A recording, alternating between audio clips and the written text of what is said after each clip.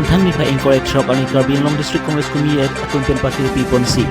Karbi Anglong ang kang along prexam hawar along extensive amendment at ikamki asay alang kumpun sesong asay din pang mong lalason taksi Thang-thang-nipa encourage Rock Arni kan sampo pai po apor di furong spia hiti tuwar pi along istami alang nipun Karbi Anglong District Congress Committee at Kumpen Party Pipon C jana jagaran yatra mati extensive amendment at ikamki asay alang nipun kadupon lo ang suamay along Himan kan penisitam group Assam Congress Committee amai puripun bora lapen Karbi Anglong District Congress Committee amai purmati Minister Abarim Korsing Intipen Chenglok Congress along tembang akita itu dengenti isu amai along Himan kan penisitam puripun bora pentanizi ati gangki Karbi Anglong District along li labangki Dr. Nabisa Spa along li petakli lasi alang lining hangling asu Karbi Anglong along alang itu klem tetap along li peta alang itu mai long pen jaipon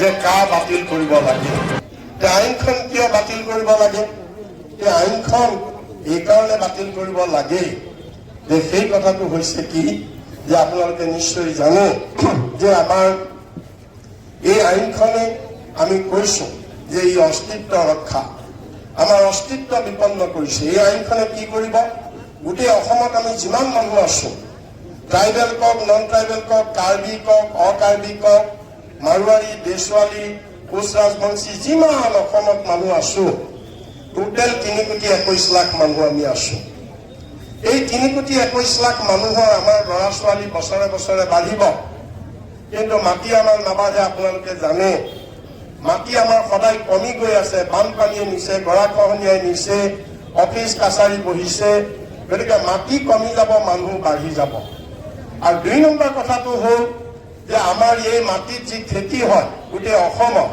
এই খেতিৰে আমাৰ এই 3,21 লাখ মানুহক খাবলৈ নোজোৰে আমাৰ অসমত কোনো ডাঙৰ অফিচাৰ বিচৰা নাই কৈছে যে মেডিকেল কলেজ আমাৰ কাৰ্বি আংলঙৰ মাটিত হৈছে আমাৰ ৰাইজৰ ইয়াত থাৰ্ড গ্ৰেড ফৰ্থ গ্ৰেড যি চাকৰি আছে আমাৰ ল'ৰাবিলাকক দিয়াৰ ব্যৱস্থা কৰিব এই হিমন্তই তেতিয়া ৰঙা চেকু দেখুৱাই আমাৰ কাৰ্বি যুৱকক অপমান কৰি ধমকি দি কৈছিল যে তোমালোকক মেডিকেল কলেজ লাগে নে তোমালোকক চাকৰি লাগে যদি চাকৰি লাগে মই মেডিকেল কলেজ বন্ধ কৰি দিম এইটো কিমান ডাঙৰ অপমান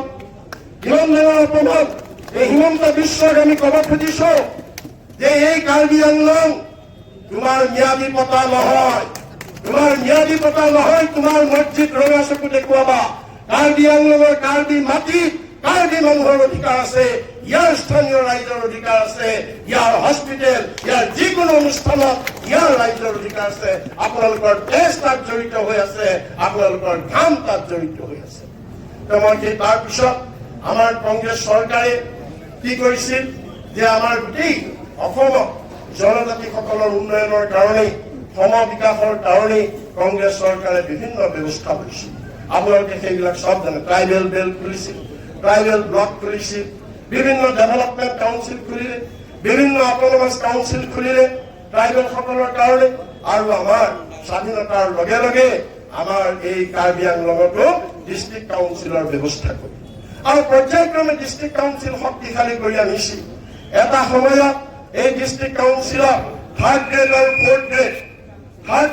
ফৰ্থ গ্ৰেড চাকৰি ডিষ্ট্ৰিক্ট কাউন্সিলৰ হাতত ক্ষমতা দিয়া হৈছিল কিন্তু আজি এই বিজেপি চৰকাৰে এই ক্ষমতা কৰ্তন কৰি আজি দিছপুৰলৈ লৈ গৈছে এইটো কাৰ্বি ৰাইজৰ ওপৰত অন্যায় নহয় মই এইকাৰণে প্ৰশ্ন কৰিছো যে ইয়াৰ আজি যিজন CM তুলিৰাম ৰংহাং মোৰ সন্দেহ হৈছে এই কাৰ্বি হয় নে নহয় তেওঁৰ গাত কাৰ্বি তেজ আছে নে নাই তেওঁ ডাক্তৰক পৰীক্ষা কৰিব লাগে, তেওঁ DNA পৰীক্ষা কৰিব লাগে, DNA পৰীক্ষা কৰি চাব লাগে তেওঁৰ গাত কাৰ্বি তেজ আছে নে নাই।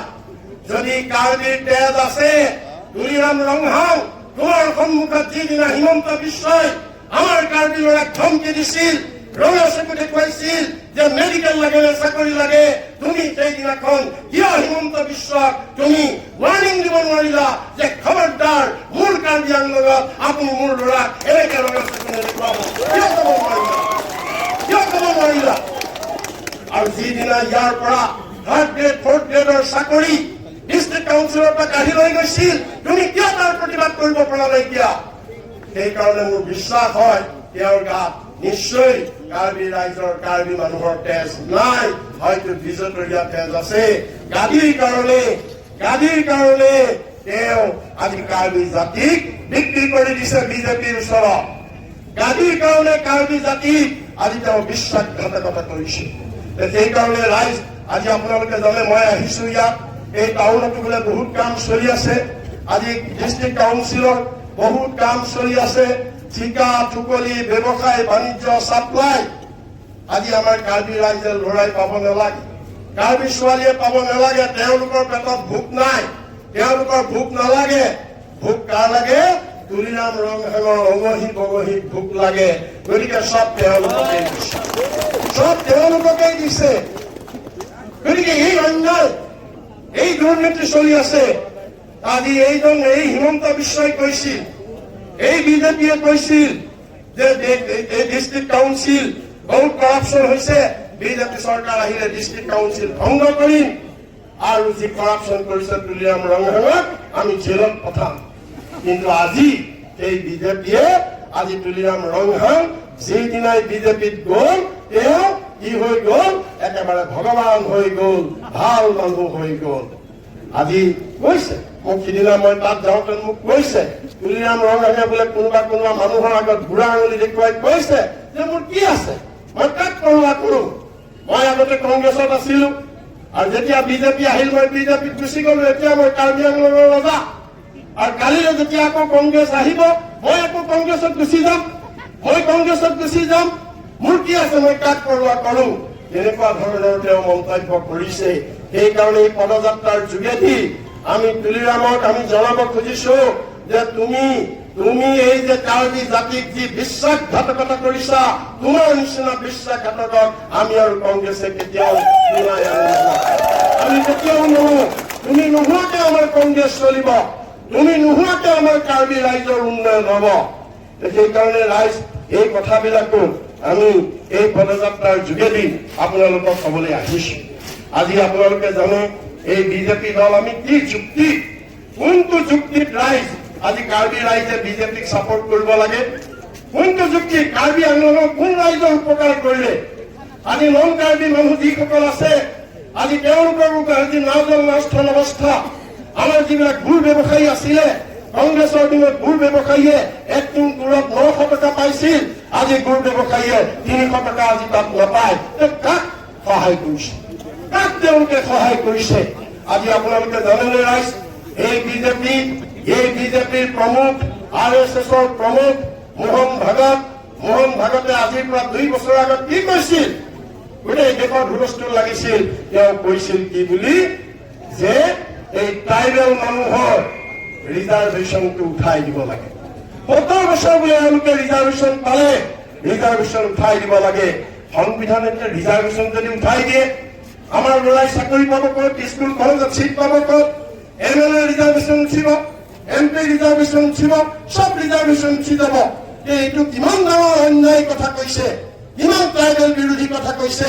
ইয়াৰ পিছত ৰাইজ, কাৰ্বি আংলঙৰ ৰাইজে সিদ্ধান্ত ল'ব লাগিব যে এনেকুৱা জনজাতি বিৰোধী, এনেকুৱা ট্ৰাইবেল বিৰোধী উগ্ৰ সাম্প্ৰদায়িকতাবাদ, উচ্চ হিন্দুত্ববাদৰ এই বিজেপি কেতিয়াও আমি প্ৰশ্ৰয় দিব নালাগে। ৰাইজ কেতিয়াও প্ৰশ্ৰয় দিব নালাগে। সেইদিনা আপোনালোকে জানে, বেছিদিনৰ কথা নহয়, আজিৰ পৰা মাত্ৰ 15 দিন 20 দিনৰ আগৰ কথা। সুপ্ৰিম কোৰ্টত এটা অৰ্ডাৰ ওলাইছে, উত্তৰাখণ্ডৰ গভৰ্ণমেণ্টে সুপ্ৰিম কোৰ্টত এটা কেছ কৰিছিল, আৰু এই ভাৰত চৰকাৰ, বিজেপি চৰকাৰ চলিচিটৰ জেনেৰেলে সুপ্ৰিম কোৰ্ট উত্তৰাখণ্ডৰ এডভোকেট জেনেৰেলে সুপ্ৰিম কোৰ্টত এফিডেভিট দিছে। এফিডেভিট কি কা নেতম ক্ৰয় অৰ্থাৎ কা আমি নামানো। ইয়াত যি দুটা দিন যোৱাকালি আৰু আজি আমি বিভিন্ন ঠাইত ঘূৰিলোঁ আৰু এই কথাটো ইয়াত স্পষ্ট হৈ গ'ল যে বিজেপিৰ যিমানবিলাক মিথ্যাচাৰ অপপ্ৰচাৰ পদে পদে প্ৰমাণিত হৈছে আৰু কাৰ্বি আংলঙতো হ'ল। বৰ দম্ভ মাৰি হিমন্ত বিশ্বই সোণোৱালে কৈছিল যে পাহাৰত কা আন্দোলন নাই, পাহাৰৰ ৰাইজৰ লগত কাৰ সম্পৰ্ক নাই, কাৰ্বি ৰাইজে কা আন্দোলন নাই কৰা। কিন্তু আজি যোৱাকালি আমি দেখিলোঁ যে প্ৰত্যেকজন কাৰ্বি ৰাইজেই এই কাৰ ভয়াৱহতাটো বুজি পাইছে যে কায়ে যে কাকো নেৰে, কি কাৰ্বি কি নন কাৰ্বি কাকোৱে নেৰে, চবকে যে গ্ৰাস কৰিব, এই কথাটো ইয়াৰ ৰাইজে বুজি পাইছে। আৰু সেইকাৰণে ৰাইজ স্বতঃস্ফূৰ্তভাৱে আমাৰ এই আন্দোলনলৈ ওলাই আহিছে, পদযাত্ৰালৈ ওলাই আহিছে। এতিয়া আপুনি দেখিলে ৰাতি প্ৰায় 7:30 বাজিলে, ৰাইজ এই ৰাতিও ঘৰ দুৱাৰ এৰি আজি ইয়াত আহিছে। ইয়াৰ পৰা এই কথাটো প্ৰমাণ হৈছে যে হিমন্ত বিশ্বৰ দম্ভ কাৰ্বি আংলঙৰ ৰাইজে নাকচ কৰিছে।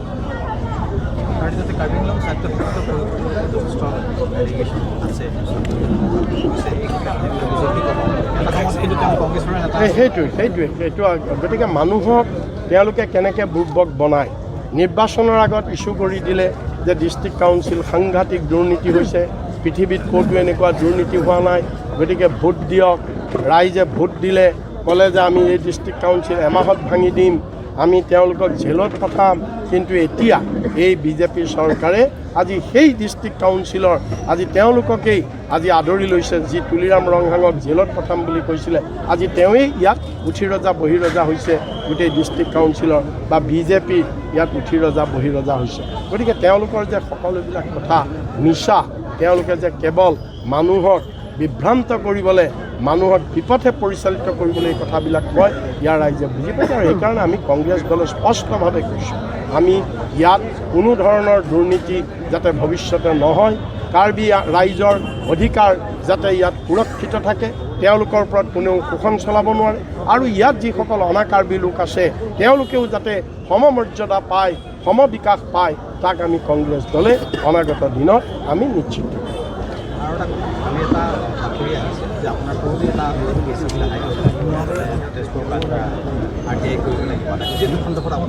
এইটো এটা প্ৰচিডিঅ'ৰ মানে কি, যেতিয়া আপুনি তলৰ এখন কোৰ্টত কিবা এটা আপুনি ৰায় পাব, সেই ৰায়টোৰ ওপৰত আকৌ তাৰ পুনৰ বিবেচনাৰ কাৰণে ওপৰ কোৰ্টত যায়, হাইকোৰ্টত যায়। মোৰ কেছটো 2014 চনত মোক কামৰূপ জিলাৰ ডিষ্ট্ৰিক্ট জাজে মোক ডিচাৰ্জ দিছে। মোৰ কেছটো কোনো মেটেৰিয়েল মোৰ এগেইনষ্টে নাই, নোহোৱাৰ কাৰণে মোক ডিচাৰ্জ দিছে। গতিকে সেই ডিচাৰ্জ অৰ্ডাৰটোৰ বিৰুদ্ধে হাইকোৰ্ট যাব পাৰে, গৈছে। গতিকে এইটো যোৱাটো একো কথা নাই, ইট ইজ এ লিগেল প্ৰচিডিঅ'ৰ এটা। গতিকে গৈছে, কিন্তু মোৰ দৃঢ় বিশ্বাস এইটো এটা ৰাজনৈতিক ষড়যন্ত্ৰ, চবেই জানে। আৰু ৰাজনৈতিক ষড়যন্ত্ৰ থকাৰ কাৰণেই আপোনাৰ ডিষ্ট্ৰিক্ট জাজ কোৰ্টে তাত কোনো মেটেৰিয়েল নাপালে, সেইকাৰণেই ডিচাৰ্জ দিয়ে। গতিকে হাইকোৰ্টতো মোৰ দৃঢ় বিশ্বাস আইনে নিশ্চয় জাষ্টিচ দিব। আৰু মোৰ দৃঢ় বিশ্বাস হাইকোৰ্টতো মই এই একেই মানে জাজ কোৰ্টৰ যি অৰ্ডাৰ, সেই অৰ্ডাৰে হাইকোৰ্টত বাহাল